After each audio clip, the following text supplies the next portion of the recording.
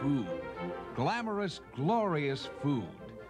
Our own Chef Tell adds a certain panache to everything that he does, and everywhere there are sophisticated food experts. Bookstores and magazines and newspapers are filled with advice on food. Books by famous people, and books by people we've never heard of, all smiling out across some elegant feast of delicacies we could never pronounce, let alone cook. But what of the food we eat every day? The munchy joys delivered to us in cardboard or cellophane. Now there is a critic who speaks to our real appetite. Ladies and gentlemen, meet Buffalo George Toomer, junk food critic.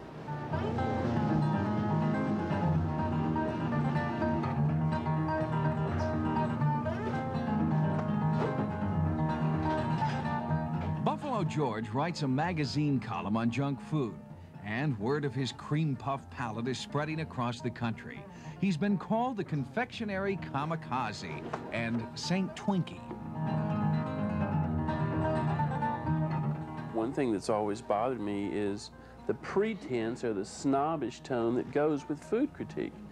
I do appreciate that people have, people like James Beard, Julia Childs, and those people have incredible amounts of taste and incredible ability, and they do, you know, have a point of departure for what's good or not. But I think that the majority of the people eat this.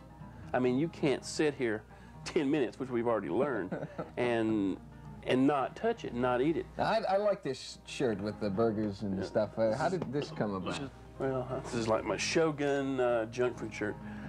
Actually, these were sheets, and I sold them. I sold them through Better Homes and Gardens for a while, and I got letters from mothers saying their children were having nightmares on them, so we discontinued selling them. But I thought it was kind of apropos. I mean, if I'm going to do official junk fooding, I have to kind of, these are vestments, so to speak. I mean, that's the way I look at it. I'll go and I'll eat these things, and I mean, a man's got to do what a man's got to do. You know, that's my lot in life, is to go out there and try this stuff. Is a junk food critic made or born? George Toomer grew up in Texas and has been an advertising executive, a writer, and an artist. Somewhere along the line, George Toomer became Buffalo George.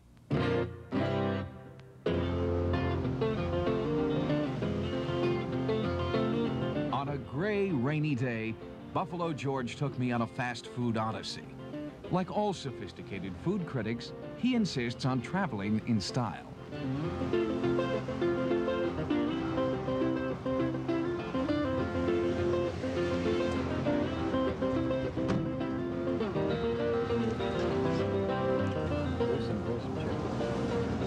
Now, what do you think makes good chicken? I mean, what do you look for when you taste chicken?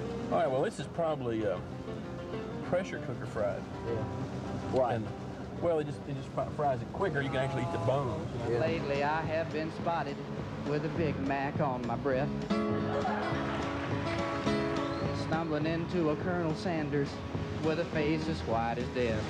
I'm afraid someday they'll find me just stretched out on my bed with a handful of Pringles potato chips and a ding-dong by my head. In the daytime I'm Mr. Natural, just as healthy as I can be.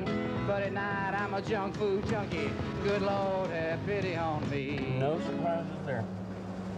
Oh. We'll give it a 10 for grease. Now,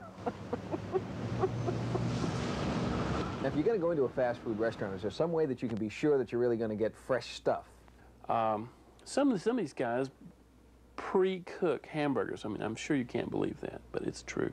They do pre-cook hamburgers. When you come in and ask for a burger doodle, they just flip it on there, and it's been ready for, you know, a week or two or something, you know. So I go in and I mix it up. I'll say, cut the ketchup, which means, you know, they have to make it fresh. You know, those are just little tricks. Now, we've got all this health food around, these health food restaurants. What do you think of health food just in general? They have all these ways of disguising things so that they don't look like vegetables, you know. I mean, I think vegetables are great, but, you know, you can't live on vegetables alone. I mean, get me a Twinkie. To test Buffalo George's flexibility, we took him to a health food store. He said it was like making a trip to the enemy camp. Corn cruncher. Now try a corn cruncher. Look at this. Now this is good for you. I feel like a gibbon. I feel like a Regis monkey. Now, there's a corn crunch. What do you think? That's yummy. All right. That's good. Needs a little salt, a little sugar. Here you can get coffee substitute. See, you don't have to drink real coffee anymore. Bourbon is coffee substitute, I think. Here are a bunch of books. I mean, if you ever want to really change your life. Rational fasting. I'm into rational stuffing. I mean, this guy is probably... I think this is all on the premise that you're sick. It's a Turkish apricot. I'm not putting that in my mouth. Great. One bite and that's it. Better than a cupcake? Better than a toenail. So, Buffalo George wasn't about to become a big fan of bean sprouts. But when you think about it, what he is doing is really quite important. You're going to put 50 cents in a machine? Well, I'm going to tell you, you know, that I think you shouldn't put your 50 cents in there for this. You should do it for that. Hopefully somebody will read that. Maybe that's not valuable, but I'll tell you this. The first time you bite into a cream snurd and it tastes rotten, then you'll know you've lost your 75 cents or $1. And now fast food is even getting up to the point of being, being ridiculous in price. And you can't afford to buy something that's going to be bad. And at the end of a long day, Buffalo George suggested some double mocha fudge delight with whipped cream. Who could resist? And who would want to?